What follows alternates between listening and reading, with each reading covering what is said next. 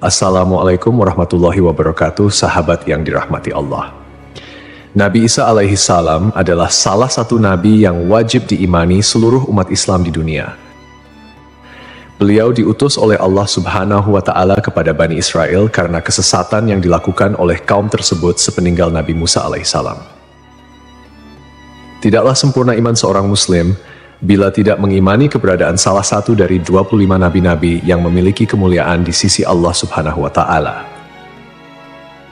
Pada akhir zaman, Nabi Isa alaihi salam akan kembali turun ke bumi untuk membunuh Dajjal, musuh umat Muslim yang paling ditakuti karena kehebatan fitnahnya. Nabi Isa akan datang kembali ke muka bumi demi menegakkan kebenaran serta memberi petunjuk jalan menuju keselamatan. Selain itu, ia juga membawa misi penting untuk membunuh Dajjal. Dajjal akan menyebarkan fitnah, kemudian berusaha menyesatkan umat manusia agar jauh dari jalan Allah. Tipu dayanya amatlah dahsyat sehingga yang baik akan terlihat buruk. Namun, tahukah Anda mengapa justru Nabi Isa alaihi salam yang ditugaskan Allah Subhanahu wa Ta'ala untuk membunuh Dajjal? Mengapa bukan Nabi Muhammad Shallallahu Alaihi Wasallam yang secara syariat sebagai junjungan seluruh umat Muslim di dunia? Sejatinya, hanya Allah SWT yang tahu alasan mengapa mengutus Nabi Isa untuk membunuh Dajjal. Tapi sebelum lanjut, jangan lupa klik tombol subscribe, like, komen, dan lonceng notifikasi sahabat untuk mendukung channel ini agar terus menyiarkan syiar Islam. Serta silakan tulis harapan sahabat di kolom komentar. Semoga semakin banyak yang mengaminkan, maka makin cepat terkabul. Membuktikan Nabi Isa masih hidup. Alasan pertama yaitu membuktikan bahwa Nabi Isa masih hidup. Bangsa Yahudi dan Nasrani percaya bahwa Nabi Isa dibunuh dan disalib oleh orang-orang Romawi. Namun, sebenarnya Allah Subhanahu wa Ta'ala menyelamatkannya dengan menggantikan peran Nabi Isa alaihissalam kepada orang yang wajahnya diserupakan dengan beliau. Sedangkan Nabi Isa alaihissalam sendiri diangkat ke langit atas izin Allah Subhanahu wa Ta'ala. Karena ucapan mereka orang Yahudi, sesungguhnya kami telah membunuh Al-Masih Isa putra Maryam, Rasul Allah. Padahal mereka tidak membunuhnya dan tidak pula menyalibnya, tetapi yang mereka bunuh ialah orang yang diserupakan dengan Isa. Ini sesuai dengan Al-Quran surat An-Nisa ayat 159 yang artinya, tidak ada seorang pun dari ahli kitab kecuali akan beriman kepadanya Isa sebelum kematiannya. Dan di hari kiamat nanti, Isa itu akan menjadi saksi terhadap mereka. Hal ini membuktikan bahwa tuduhan bahwa Nabi Isa telah disalib oleh kaum Yahudi adalah salah. Sebab selama ini kaum kafir mempercayai bahwa Nabi Isa sudah wafat. Sementara Allah menegaskan dalam firman-Nya bahwa Nabi Isa telah diangkat ke langit sebelum kaum Yahudi membunuhnya. Di hari akhir, Dajjal muncul dengan segala tipu dayanya, kemudian dibaiat oleh kaum Yahudi. Kaum Yahudi juga bersedia menjadi bala tentaranya dengan keinginan membalas dendam terhadap kaum muslimin. Kemudian Allah menurunkan Nabi Isa yang menurut mereka sudah mereka bunuh di masa lalu.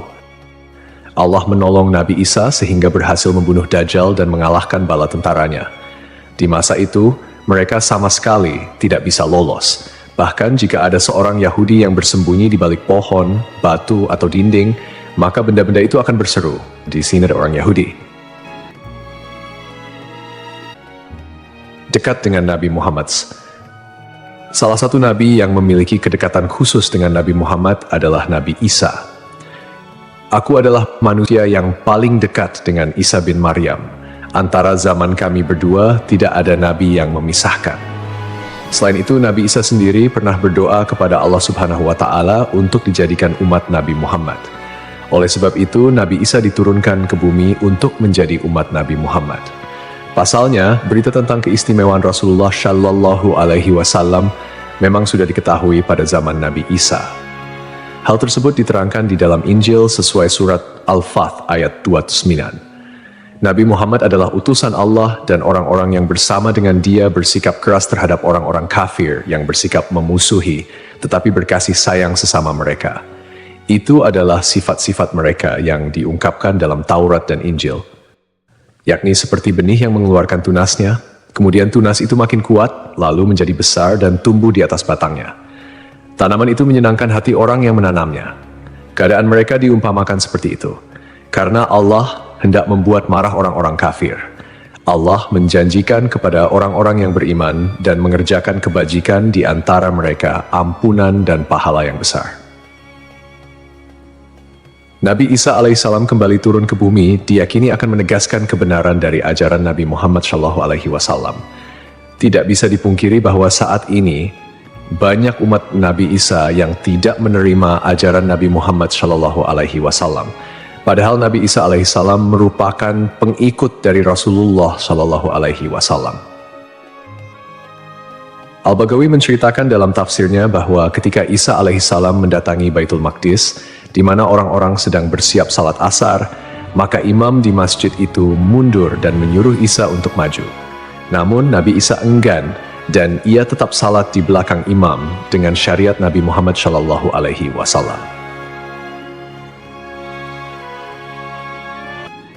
Menjalankan kewajiban jihad. Menjalankan kewajiban jihad sebagai kaum muslimin adalah tugas yang penting. Maka Nabi Isa diturunkan ke bumi untuk menjadi umat Nabi Muhammad. Keistimewaan Nabi Muhammad memang sudah diketahui sejak masa Nabi Isa dan diterangkan di dalam Injil sesuai surat Al-Fath ayat 29, yang artinya, Muhammad adalah utusan Allah dan orang-orang yang bersama dengan dia bersikap keras terhadap orang-orang kafir, tetapi berkasih sayang sesama mereka. Kamu melihat mereka ruku dan sujud mencari karunia Allah dan keridhaannya. Pada wajah mereka tampak tanda-tanda bekas sujud. Demikianlah sifat-sifat mereka yang diungkap Taurat dan sifat-sifat mereka yang diungkapkan dalam Injil. Saat Nabi Isa turun ke bumi, Dajjal sudah berada di tengah masyarakat dan memperdaya manusia. Sebagai kaum muslimin, Nabi Isa berkewajiban untuk berjihad melawan Dajjal dan bala tentaranya. Menjalankan kewajiban jihad. Allah Subhanahu wa Ta'ala memilih Nabi Isa alaihissalam untuk membunuh Dajjal sebagai bentuk penegasan terhadap kebenaran agama Islam. Sebagian umat Nabi Isa masih belum menerima ajaran Nabi Muhammad dan masih memandang Nabi Isa sebagai anak Allah Subhanahu wa Ta'ala, walaupun Nabi Isa sendiri menolak klaim tersebut. Nabi Isa sebagai nabi yang jarak paling dekat dengan Nabi Muhammad. Keduanya merupakan tokoh yang unik dalam perjalanan kenabian. Tidak ada nabi yang diutus oleh Allah Subhanahu wa Ta'ala di antara masa hidup Nabi Isa dan Nabi Muhammad. Oleh karena itu, Allah Subhanahu wa Ta'ala mengutus Nabi Isa untuk membunuh Dajjal dan menghapus seluruh agama selain Islam.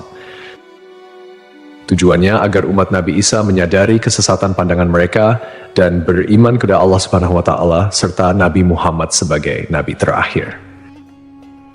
Tindakan ini juga menggambarkan bahwa agama Islam adalah agama yang benar dan sempurna, mengintegrasikan ajaran-ajaran para nabi dari sebelumnya. Agama Islam sebagai agama rahmatan lil alamin yang membawa kedamaian, keadilan, dan kesejahteraan bagi seluruh makhluk. Nabi Isa diberikan mukjizat luar biasa seperti menghidupkan orang yang telah mati, menyembuhkan orang buta dan sakit, serta berbicara di buayan hingga dapat menciptakan burung dari tanah liat. Nabi Isa sebagai penyempurna dari ajaran sebelumnya menyampaikan bahwa setelahnya akan muncul seorang utusan terakhir, yakni Nabi Muhammad. Nabi Muhammad, nabi yang paling mulia dan utama di antara semua nabi. Beliau dianugerahi mukjizat terbesar, yaitu Al-Quran, yang merupakan firman Allah Subhanahu wa Ta'ala yang tidak dapat ditiru ataupun diubah oleh siapapun. Selain itu, Nabi Muhammad juga memiliki syafaat, yaitu pemberian ampunan kepada umatnya di hari kiamat. Melalui perbuatan membunuh Dajjal, Nabi Isa akan memperkuat dan menegaskan kemuliaan Nabi Muhammad, mengakui kedudukannya sebagai nabi penutup zaman. Tidak hanya Al-Quran, Nabi Muhammad juga diberikan mukjizat lain seperti membelah bulan dan air mengalir dari jemari tangannya. Perjalanan Isra dan Miraj serta mampu bersabda dalam berbagai bahasa. Mukjizat-mukjizat ini menunjukkan kekuasaan Allah yang melampaui batas akal manusia. Sementara keistimewaan Nabi Muhammad sebagai utusan Allah yang paling sempurna semakin terungkap, akhlak mulia, kejujuran tak tercela, keberanian luar biasa, dan kepedulian yang mendalam terhadap umatnya juga menjadi bagian dari kepribadian Nabi Muhammad. Beliau adalah uswatun hasanah, telan baik bagi seluruh manusia.